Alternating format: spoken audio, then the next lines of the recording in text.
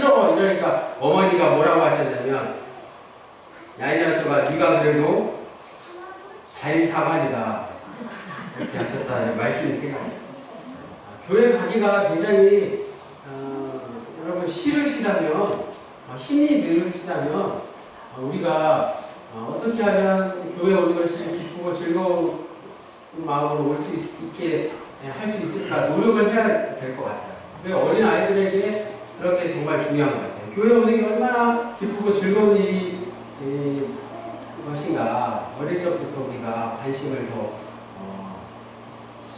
두어야 될 줄로 믿습니다. 자, 오늘 추수감사주일이죠. 여러분 어떤 마음으로 추수감사절을 맞이하고 계십니까? 자, 오늘 추수감사절의 의미 분명히 제가 말씀드립니다. 작년에는 초막절에 대한 유래에 대해서 말씀을 드렸는데 오늘 추수감사절은 굉장히 여러분 들으시기에 충격적일 수 있습니다. 잘 들어주시면 좋겠어요. 추수감사절은 성경적이라기보다 미국적이라는 사실입니다. 추수감사절이 어떻다고요? 성경적이라기보다는 미국의 정서라는 거예요. 추수감사절. 그리고 한국교회에서는 이 추수감사절을 너무 경쟁하듯이 이 강단에 올리는 것이 좀 지나치다는 강단에 올리는 이 장식뿐만이 아니라 추수감사절을 너무나도 이렇게 풍성하게 드려야 된다는 그런 어떤 고정관념에 사로잡혀 있다는 말씀이죠. 저 역시 추수감사절을 준비하면서 한 주간 내내 몸과 마음이 다른 때에 비해서 분주했습니다. 그러면서 제가 분명히 잊지 않고 생각했던 질문이 있는데 그것은 바로 추수감사절은 한국교회에 과연 어떤 날인가 합니다. 여러분 한번 생각해 보시나요? 추수감사절이 어떤 날인가요? 한국교회 다들 추수감사절을 아주 이렇게 성대하게 치르지 않습니까? 헌금도 많이 하고. 자, 오늘 우리는 추수감사절이 언제여야 하나는 시기적인 논란보다 추수감사절을 10월 말에 드리는 교회도 있습니다. 추수감사절을 아예 추석에 겸해서 드리는 기독교 장로회 기장이 나가죠. 그런 교단의 모습도 있어요. 시골 교회에서는 오히려 그게 더 맞다는 거죠. 자, 시기적 논란에 관심을 갖기보다 한국교회의 추수감사절이 과연 무엇이어야 하는가에 대한 역시 본론적인 본질에 대해서 더 많은 관심이 필요합니다.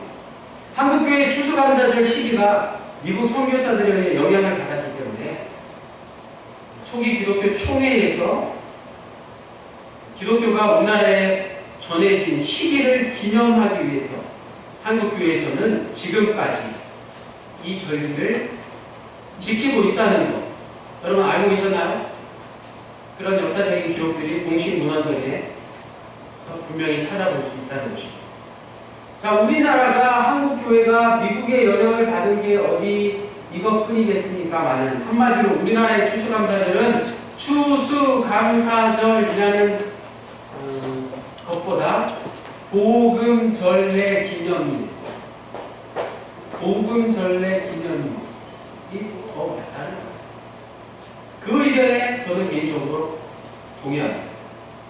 그래서 앞서 말씀드린 대로 오늘 우리가 관심을 두어야 할 것은 우여곡절을 겪은 한국교회의 추수감사절이 그렇다고 우리가 추수감사절을 지키지 말자는 말씀이 아니잖아요. 과연 어떻게 추수감사절을 은혜롭게 지킬 수 있을까라고 고민해야 된다는 말씀이죠.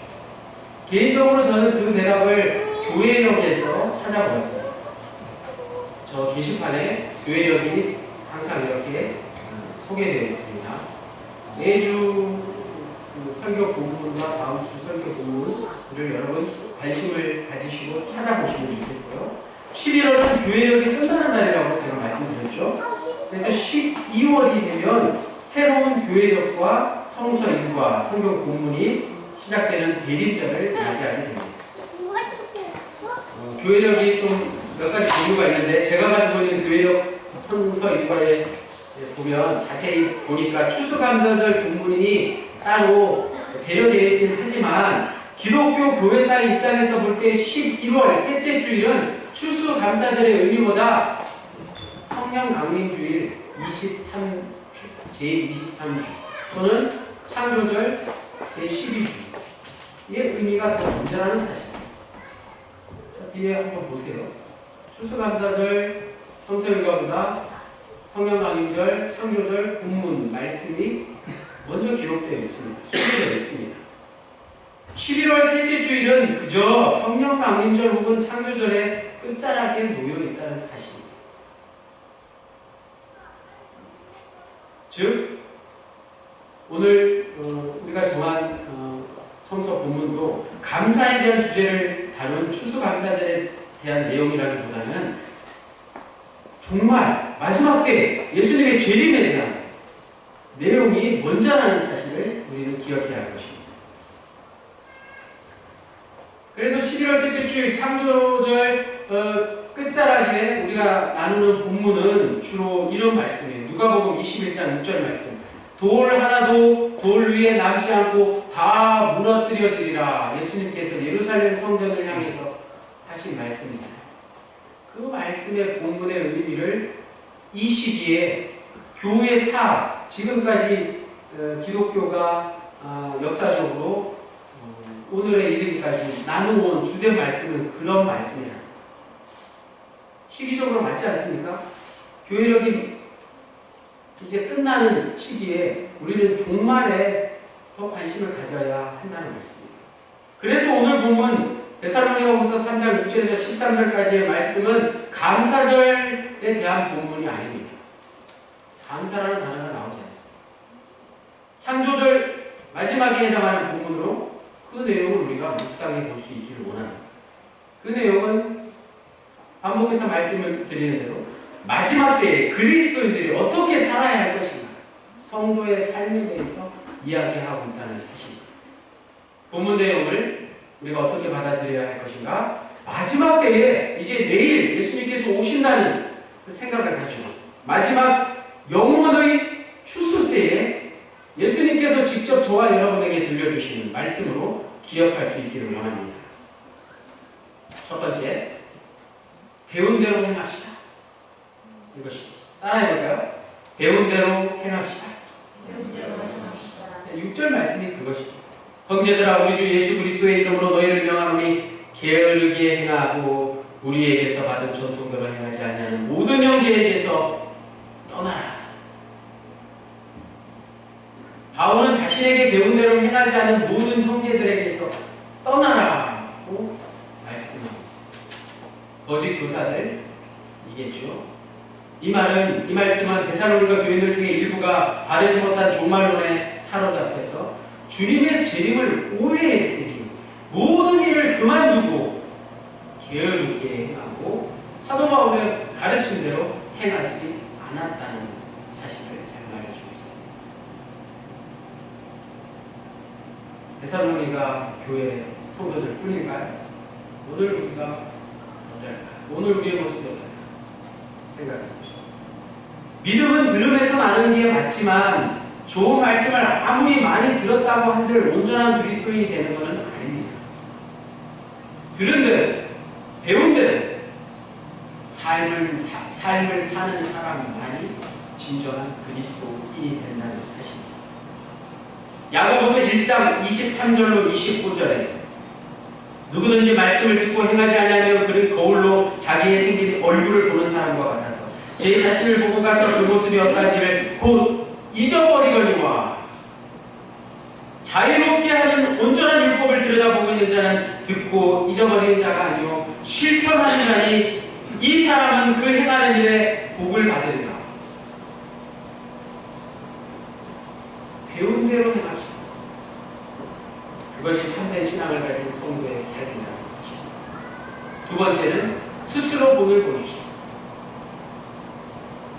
7절로 9절 어떻게 우리를 본받아야 할지를 너희가 스스로 원하니 우리가 너희 가운데서 무질서하게 행하지 아니하며 누구에게서든지 음식을 값없이 먹지 아니하고 오직 수고하고 애써 주야로 일함은 너희 아부에게도 해를 끼치지 아니하려 하니 우리에게 권리가 없는 것이 아니요 오직 스스로 너희에게 본을 보여 우리를 본받게 하려 함이니라.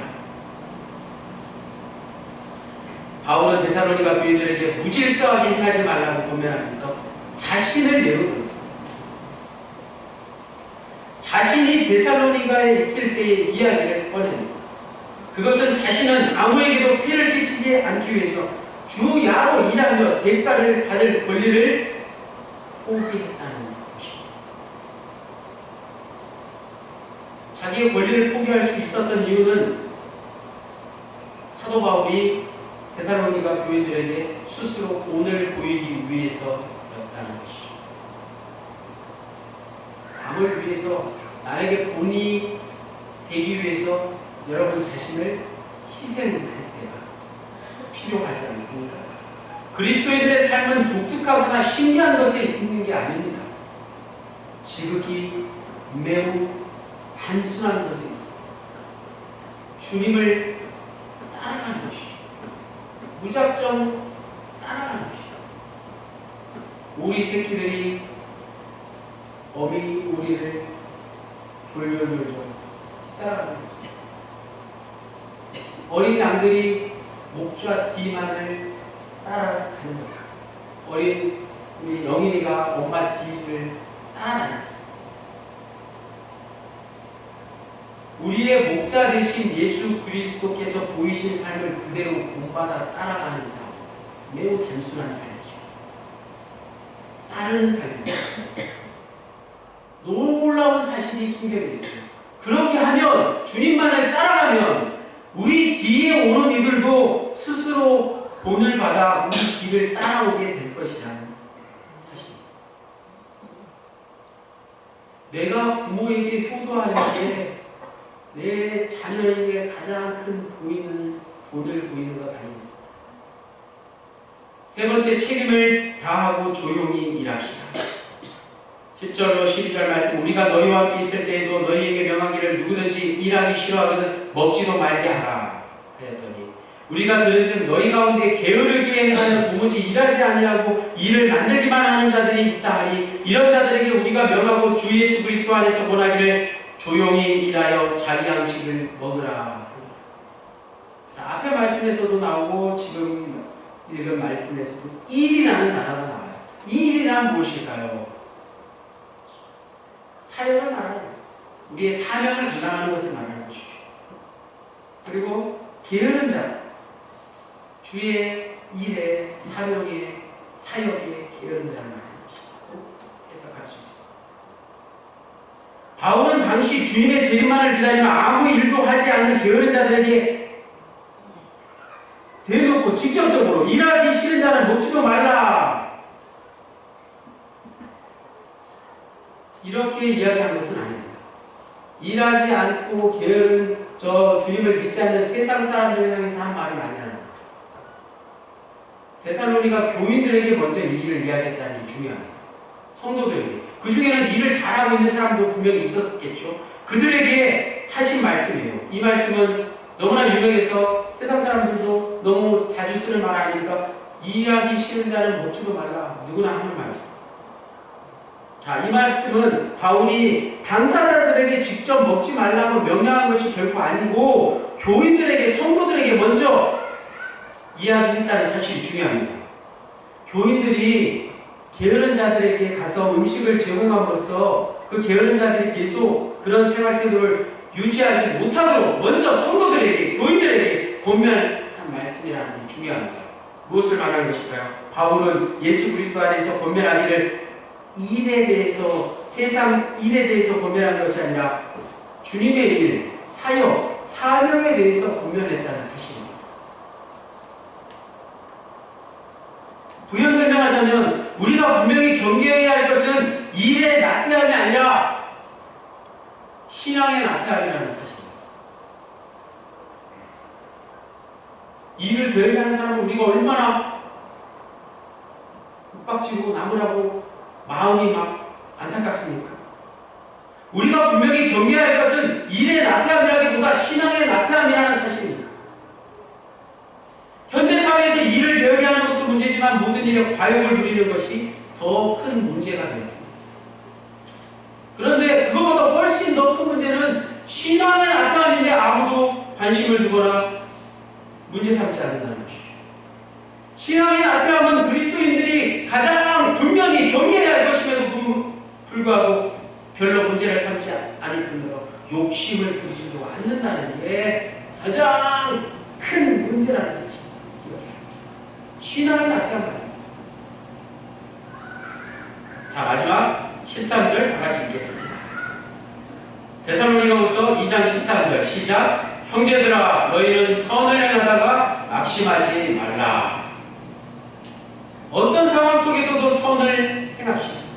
이 말씀은 우리가 선을 행할 때 반드시 낙심되는 일이 따르기 마련이라는 뜻도 됩니다.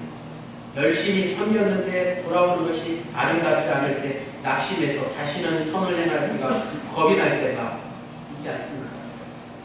그럼에도 불구하고 우리는 끝까지 선을 행해야 한다는 사실입니다. 누군가 어려운 일을 당하여 도와줬는데 감사의 말 한마디 듣지 못했다고 낙심하지 말아야 합니다. 원하는 결과를 얻지 못했다고 낙심하지 말아야 합니다. 선을 행하다가 낙심하지 마십시오. 세상이 우리를 힘들게 해도 사람이 보상해주지 않아도 세월이 우리를 속여도 낙심하지 마십시오. 주님께서 다 기억하고 계십니다. 반드시 생명이 싹트게 하실 것을 믿으십시오. 주님께서 지금 일하고 계십니다. 그러므로 오늘 말씀의 제목 선을 행하라 낙심치 말라라는 이 말씀은 마지막 때를 살아가는 우리 모두에게 들려주시는 주님의 희망의 메시지인 줄로 믿습니다. 오늘 추수감사주의를 맞이해서 우리 모두에게 더 이상 물질적인 풍요를 바라는 마음은 필요 없습니다. 물질적인 풍요만을 바라며 여러분 감사하시는 분 계시고 풍요를 바라는 우상 숭배로 인해서 생명을 주신 이가 누구인지를 놓쳐서는 안 됩니다. 추수감사절의 신학적인 의미는 본향을 소망하며 고백하는 날, 본향, 저 본향 영원한 하늘나라를, 하나님의 나라를 소망하며 우리의 믿음을, 신앙을 고백하는 날이라는 말씀 기억하십시오. 추수감사절의 의미가 완전히 새롭지 않습니까? 이 말씀은 세상적인 풍요에만 감사하고자 하는 오늘 우리를 정신 차리게 만드는 말씀입니다. 오늘 우리가 지켜야 할 추수감사절은 미래의 영원한 추수를 바라보는 완성되지 않은 현실의 시점에서의 절규라는 것이죠. 주님의 몸된 교회를 통해서 이 세상을 추수하시고자 하는 주님의 말씀을 되새겨야 하는 때가 바로 오늘 우리가 맞이하는 추수감사 주일일 것입니다. 추수감사는 이제 더 이상 풍년에 대한 감사를 기념하는 날이 아니어야 합니다. 농사를 짓지도 않는데 웬 추수? 주님이 주신 생명에 대한 감사가 풍성히 넘치는 생명 감사주일이 되시기를 주님의 이름으로 간절히 축원합니다. 아멘. 주님, 당신만이 세상의 주인이심을 믿습니다. 이 세상의 그 어떤 사람과 그 어떤 세력과 그 어떤 이념도 우리에게 주인이 될 수 없습니다. 생명의 주 하나님이 우리가 모르는 동안 온갖 곡식과 과일과 채소가 자신들의 몫을 감당하여 결실을 스스로 보게 하셨습니다. 이 놀라운 사실을 한순간도 잊지 않고 살아가기를 원합니다. 자신의 몸을 생명의 양식으로 내어주신 예수 그리스도의 이름으로 기도하겠습니다.